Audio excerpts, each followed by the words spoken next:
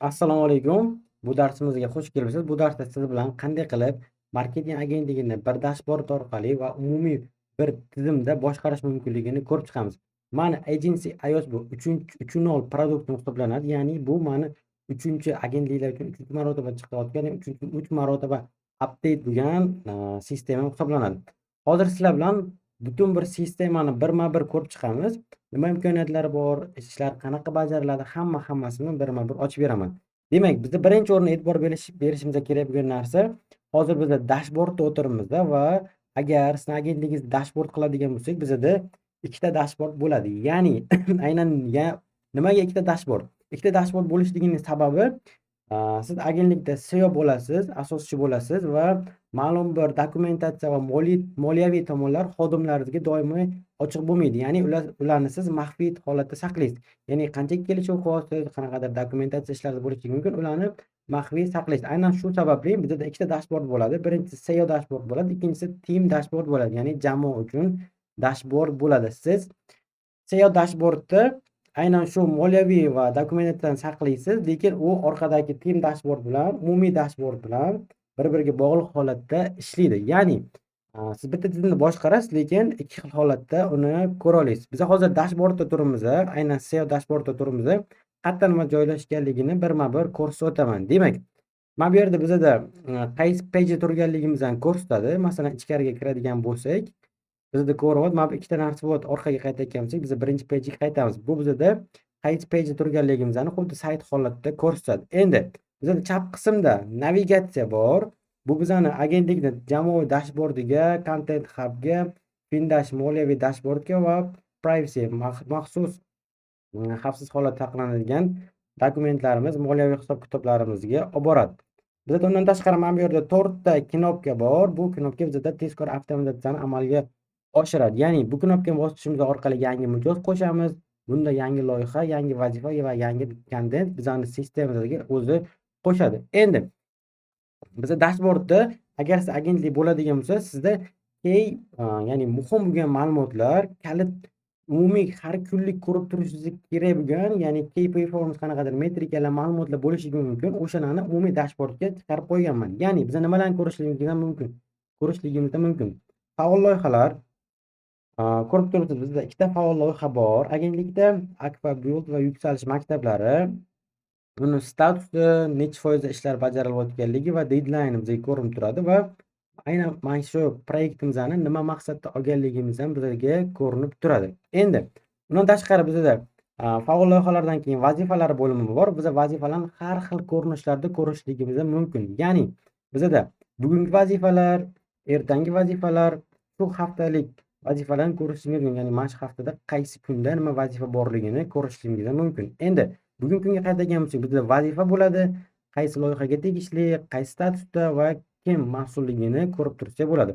Undan tashqari bizda Trelloga o'xshagan Kanban board bor, ya'ni agentligimizda qaysi etapda, ya'ni qaysi statusning qaysi etapida nima vazifalar borligini ko'rishimiz mumkin. Har bitta agentlikka qo'yilayotgan vazifalar ma'lum bir etaplardan, qadamlardan o'tadi. Ya'ni yangi vazifa qo'ysangiz yangiga tushadi, undan so'ng qabul qilindimga, xodim qabul qilgandan so'ng ish boshlansa jarayonda, undan so'ng ish yakunlangandan so'ng tasdiqlashsa, siz yoki mijoz tomonidan tasdiqlangandan so'ng bajarilib o'tib ketadi. Ba'zi bir vazifalar bo'lishligi mumkin, bajarilmadi yoki bekor qilindi holatiga o'tib ketishligi mumkin. Endi ko'rib turibsiz, har bitta statusda bizda vazifalar turibdi. Vazifa qaysi loyihaga tegishli, deadline qachon, kim mas'ul, hammasini mana shu to'g'ridan ko'rib tursangiz bo'ladi.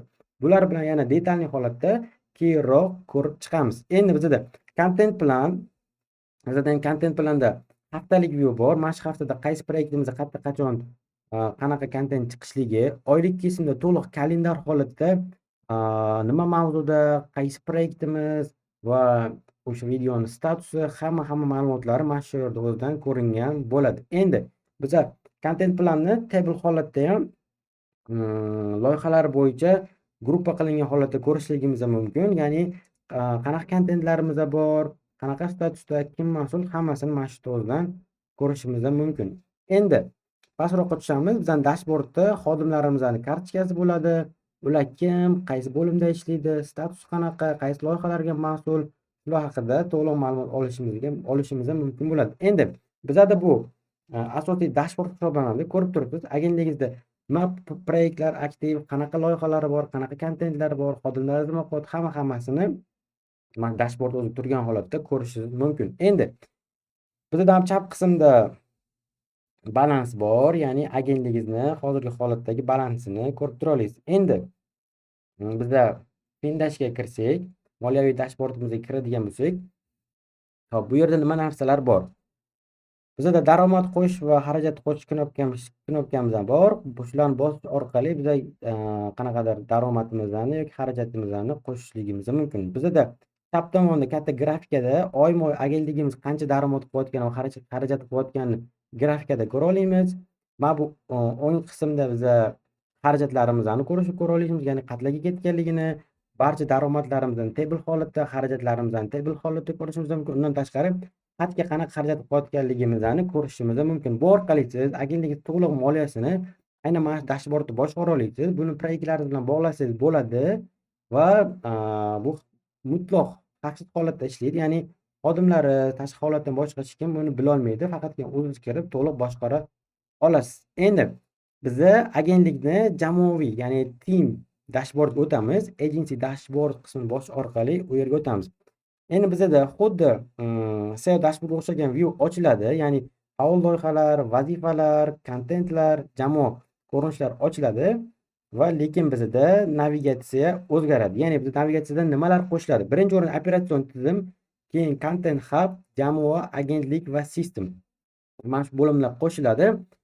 Hozir sizlar bilan bularni birma-bir ko'rib chiqamiz. Ichida nima bor, nima imkoniyatlar bor, hammasini birma-bir yoritib beraman. Demak, operatsion tizimda bizda 3 ta narsa kiradi.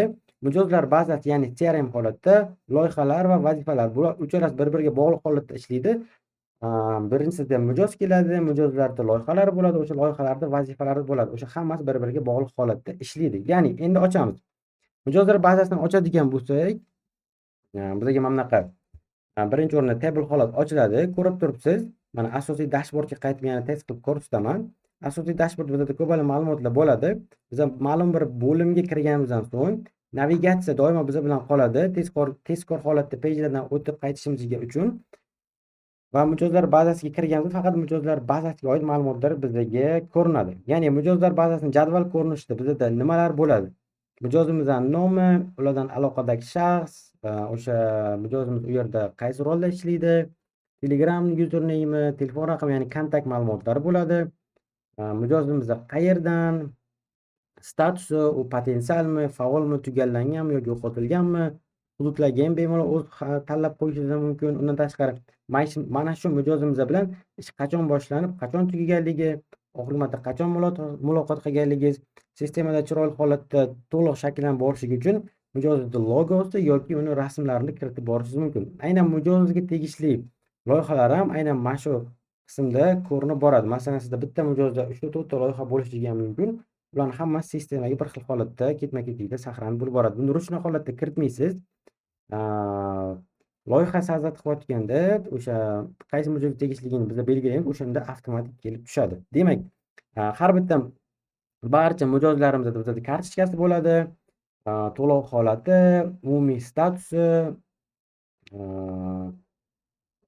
va o'sha loyihamiz haqida qisqacha ma'lumotlardan iborat har bitta mijozimizdan kartochkasi bo'ladi. Endi faol loyihalarimizda alohida table holatda ko'rinishi bor. Bundan tashqari potensial mijozlarda bizda alohida view bo'ladi. Keyin aynan to'lov kutilayotgan mijozlarimizda ham alohida bizda view bo'ladi. Endi undan tashqari har bitta mijozimizni statusi bo'yicha, ya'ni bizda barcha mijozlar bazamizda qaysi etapda qanaqa mijozlarimiz borligini ko'rsa bo'ladi. Bu bo'lishi mumkin qanaqasidir potensialdan avval lead holatda, yakunlanganlar ko'p bo'lishi mumkin. Aynan mana shu yerda mijozlar bazasi CRM shakllanadi va buni uzoq muddatda foydalanishingiz mumkin. Undan tashqari targetdagi boshqa joyda ulasangiz, Notion o'zining formasi bor. To'g'ridan-to'g'ri Instagram orqali lead olib qolib, Notionga promote tushadigan qilsangiz ham bo'ladi. Endi loyihalarga o'tamiz. Loyihalarga o'tyapmiz. Bizga loyihalar hozir kartochka holatda ochilyapti. Barcha loyihalarimiz. Loyihalarimizning nomi, bizda boshlanish sanasi, uni statusi, necha foiz ishlar bajarilayotganligi va uni deadline bizga ko'rinib turadi. Ko'rib turibsiz, qaysi loyihalarimiz status rejalashtirilgan, qaysi loyihamiz yakunlangan va vazifalar 100% da bajarilgan.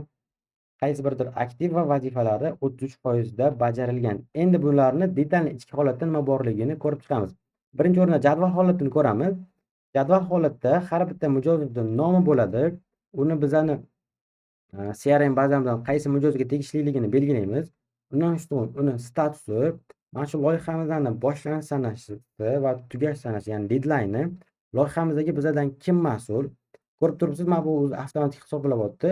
Mana shu loyihaga biriktirilgan vazifalar necha foiz bajarilganligini ko'rsatadi va loyihalarni mana bu yerda asosiy maqsadini ko'rasiz. Qanaqa dokumentatsiya fayllar bo'lsa, mana bu yerda fayllarni ham yuklasangiz bo'ladi. Moliyaviy tomonlarni mana bu yerda kiritasiz. Bu maxfiy tarzda u sizni boyagi dashbord bilan bir-biriga bog'langan holatda ishlaydi. Xodimlarga mutlaqo ko'rinmaydi. Endi mana shu loyihaga tegishli barcha kontentlar mana shu yerdan ochib ko'rishingiz mumkin. Ya'ni loyihani sajratgan mana shu tabel o'zidan mana shu loyihaga qancha kontent qilinganligi, hatto ularni mana bu holatda statusini ham ochib qo'yishligimiz mumkin. Ya'ni nechta kontent bor, qaysi holatda ketayotganligini ko'rishligimiz ham mumkin. Endi o'sha loyihaga tegishli qanaqadir uchrashuvlar bo'ladigan bo'lsa, uni ham mana shu yerda kiritib qo'ysangiz o'zi list holatda turadi. Endi loyihamizga tegishli vazifalarni ham biz mana shu yerdan ko'rishligimiz mumkin.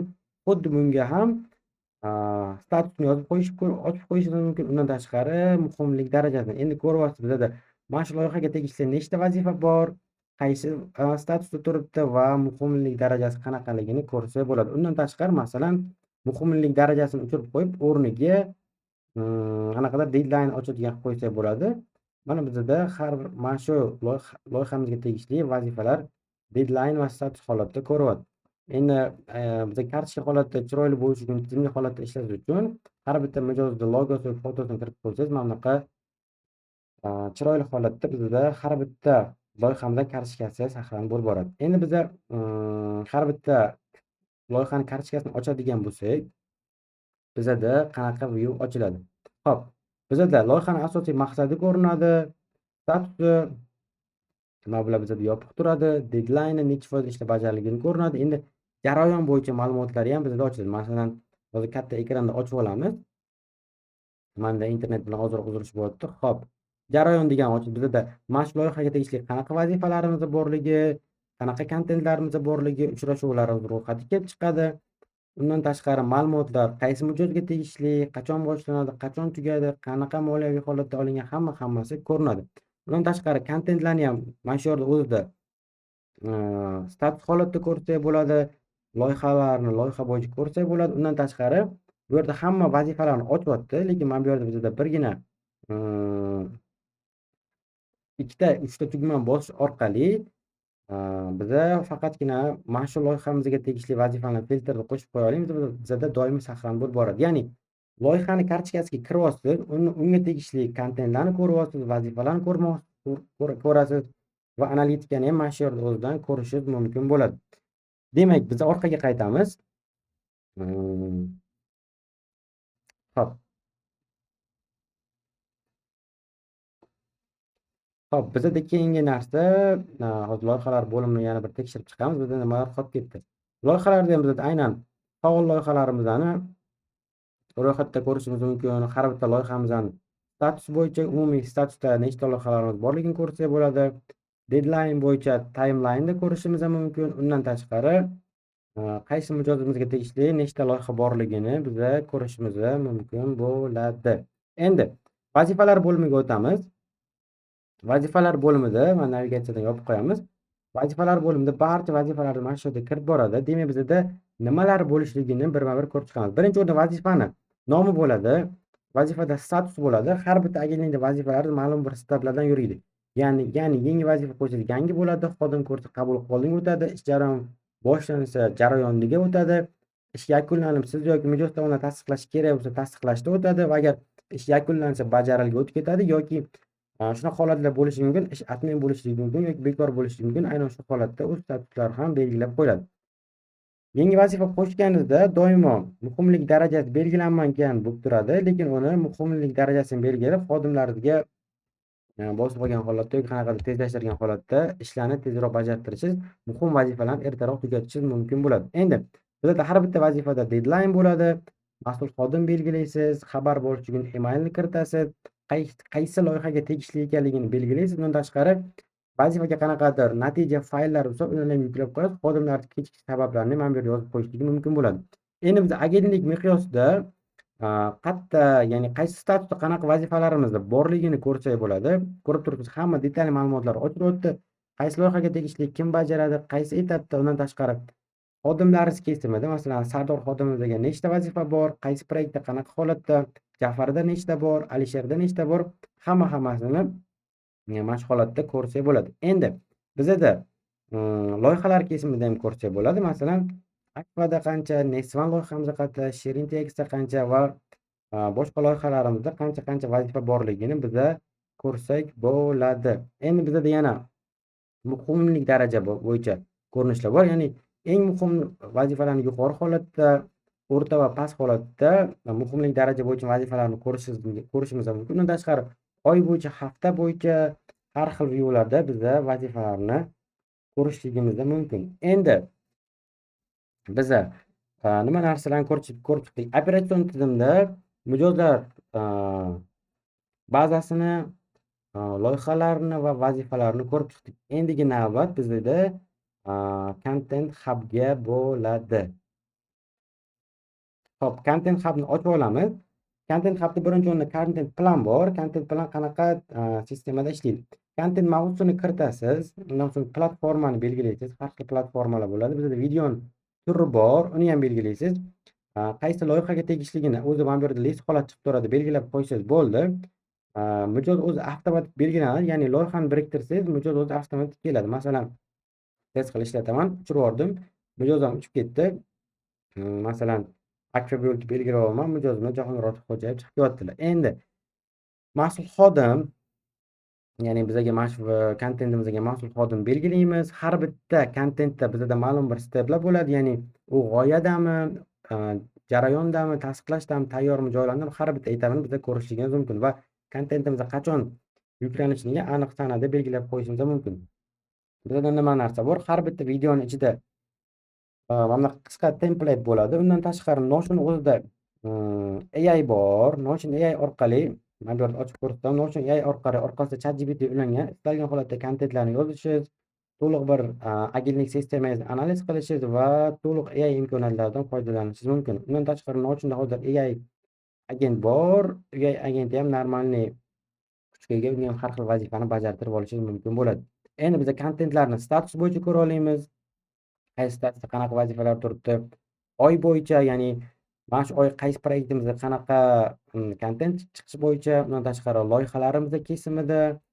Hop, undan tashqari bizda analitika view bor. Analitika bilan bu yerda tanishamiz. Analitika qismida bizda barcha joylangan kontentlarimiz mana shu yerga kelib tushadi. Masalan, oyma-oy kesimda kelishligi ham mumkin. Proyekt bo'yicha har bittasi alohida ko'rinadi. O'sha aynan joylangan kontentlarimizga qancha view bo'lgan, qancha like bo'lgan, qancha save bo'lgan, qancha follower bo'lgan har birini kiritsak, bizga sistema to'liq uni saqlanib qilib boradi va bu orqali biz mijozlarimizga oyma-oy hisobotlarni mana shu sistemani o'zidan biz topshirishligimiz mumkin bo'ladi. Undan tashqari qolgan qismini qisqa qilaman. Agar yanada batafsil ma'lumot olmoqchisiz, menga hozir quyidagi formani to'ldirib konsultatsiyaga yozilasiz. Konsultatsiyada yana birma-bir ko'rib chiqamiz. Sizda ham agentligingizga shunaqa sistema qurish kerak bo'lsa, o'zim qurib beraman. Ya'ni bu sistema hammani agentligiga moslashtirib quriladi, lekin bu default holati hozir SMM, umumiy marketing yoki shaxsiy brend bilan ishlaydigan agentliklar uchun birga bir tushadi. Siz o'zingiz uchun qanaqadir unikalroq sistema xohlayotgan bo'lsangiz, menga hozir konsultatsiyaga yoziling. Siz bilan birga bir Zoom uchrashuv qilamiz, Zoom meeting qilamiz. O'sha yerda men hammasini ochib beraman. Yana bir narsa aytib o'tishim kerak. Agar men biror bir sistema qilib beradigan bo'lsam, uni foydalanish bo'yicha muammo bo'lmaydi. Chunki men Notion kursini beraman. Har bitta sistemani qanaqa ishlashligi bo'yicha o'quv, darsliklar tayyorlab beraman va sizga va xodimlaringizga sistemani joylashtirguncha trening qilib beraman. Ya'ni bizda nima muammo bo'lmaydi? Xodimlarni moslashtirish, ishlata olmaslik muammolari bo'lmaydi. Hammasi bo'yicha o'zim yordam beraman. Shuning uchun hoziroq agar sizga ham shunaqa sistema kerak bo'lsa, shunga o'xshash yoki qanaqadir bundan ham murakkabroq, kattaroq tizim qurmoqchi bo'lsangiz, menga aloqaga chiqing. man aynan sizga har xil holatda istalgan muammongizga yechim beradigan tizim qurib, uni avtomatizatsiya holatiga olib kela olaman. Siz bilan keyingi konsultatsiyani ko'rishguncha sog' bo'ling.